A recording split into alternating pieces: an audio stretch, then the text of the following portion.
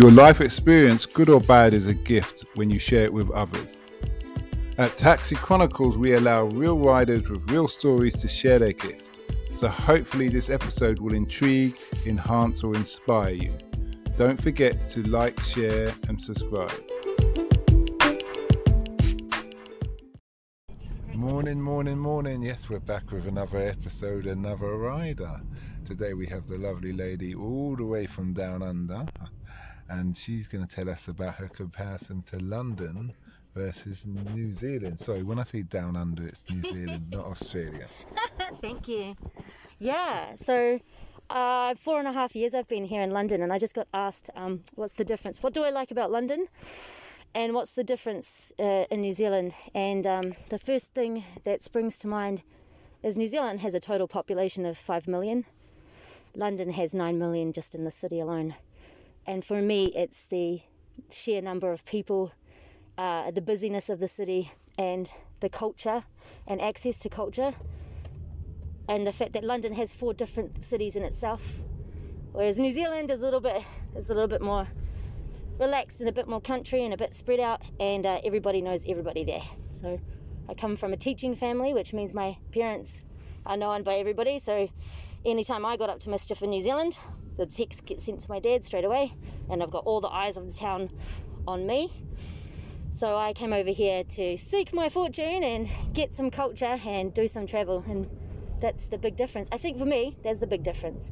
I'm my own person here, and New Zealand is a beautiful, beautiful country with beautiful scenery, but when you've lived in it for your whole life, big city life is more exciting. Do you come from the capital in New Zealand? So I was born in Auckland. The capital of New Zealand is Wellington, but I actually grew up in the bottom of the south, which is Dunedin, which is closest to Antarctica. It's cold, and it was settled by the Scottish. So it's got Scottish culture. We do haggis, we got kilts, there's bagpipes on Sundays, we've got iron brew, and we do deep fried Mars bars. I honestly thought Robbie Burns was a New Zealander until I went to Edinburgh City and I saw a statue of him in the city, and the tour guide said, "This is our poet, Robbie Burns." And in my mind I went, oh my god, he's not a New Zealander. Why is there a statue of him in the centre of my city in New Zealand? We have a statue of him. It was cool, it was fine. But he died like 200 years before they found my country. And I honestly thought that he was a Kiwi for most of my youth. But yeah. You're talking about the smells of London. Oh yeah.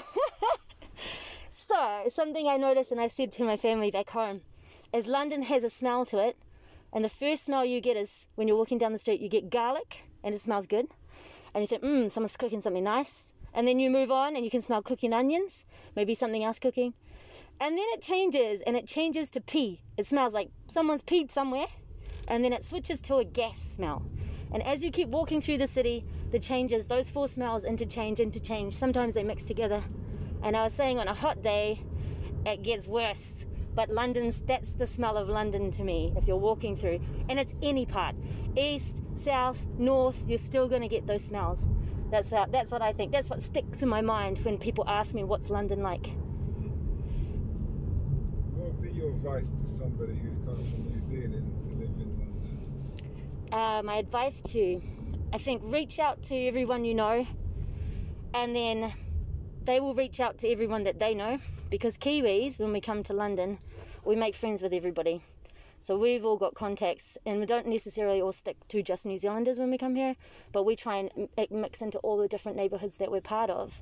So if you want to come over here, you're going to know someone, they're going to know someone, and just make those contacts. Reach out and get out there and go and do things. Go to the theatres, go to the art museums, just start doing those things, because the more you go out and experience the cultures of London, the more used to it you get, and the more you get to learn to understand the city. But if you just stick to your own, or you stick to just one part, you're missing out, because the whole point to be here is to experience London, not only hang out with your own people, or only hang out with the people that you've come up with, or only stay in the flat and only work your 9 to 5. We live here, we should enjoy it, get out there and embrace that city and learn about everything here. What do you think London can learn from New Zealand and New Zealand can learn from London? So, New Zealand can learn from London about diversity, I think, when it comes to the city life and the way in which we're mixing everything together, and it's a melting pot here in London. I think with the different boroughs that you have different people living in the different neighbourhoods. In some parts of New Zealand, they separate off. The west side of town is one group of people, the south side of town is another group of people. But London, everyone's stacked on top of everyone, and everyone's mixing together. That's anyway in my area. I live in Walworth in South London. What London can learn from New Zealand is make eye contact, be a little bit chill. You don't have to shove that person before the tube door opens. Just wait one more second. There's no need to be angry all the time. Just take a moment, take a breath, and just carry on. I think that the fast pace is great because I'm a fast paced person, but sometimes you just look at someone and they say, why are you having such a bad day? Is it because you're having a bad day? Just don't put it on everyone else. And that's what I think London can learn. And that's, I think, in the rush hour or when you're stressed. But most of the time, London is chatty and social, and there's just sometimes when you think, take a break. Some people are a little bit high-strung in the city, and you just need to take a little bit of a moment. That's what I think. Because New Zealanders are so chill. We don't even like wearing shoes. Like, they're just horrible. You have to put them on your feet and tie up your shoelaces. So we'll just go walk down the street, no shoes on, go pick up some fish chips and head back home. But sometimes I feel like some Londoners are wound up a little bit too tight, and they could just take a tip from New Zealand and sit back and relax a little bit. Yeah. What does the future hold for you? So I'm on a visa, so my first step is to try and get indefinite leave to remain. I want to live in this city. I want to stay here. And then after that, I think just work, visit all my friends, enjoy for the next couple of years. And I really have no idea. I have to decide if I want to live in this city, in this country, long term, or do I want to go home. Right now, I don't want to go home. I consider London my home, but I don't really plan too much. I just go with what's the short term. Like, I enjoy my job, I enjoy my neighbourhood, I enjoy my life, I enjoy my friends. So I'll keep doing that. And then if something changes, I'll just go with that. So yeah, I don't know what my future holds. Maybe I'll be famous. I don't know.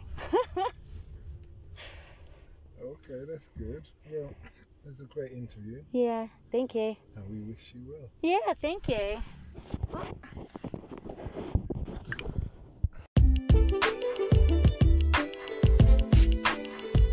We hope you liked that Taxi Chronicles interview.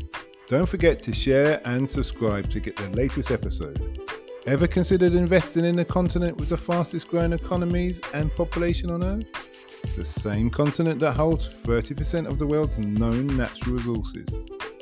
Listen to our sister podcast, Africa Investor Stories, where you hear real investors with real stories from around the world share their experience of investing in Africa. We post Monday and Thursday at 10 a.m. British Standard Time.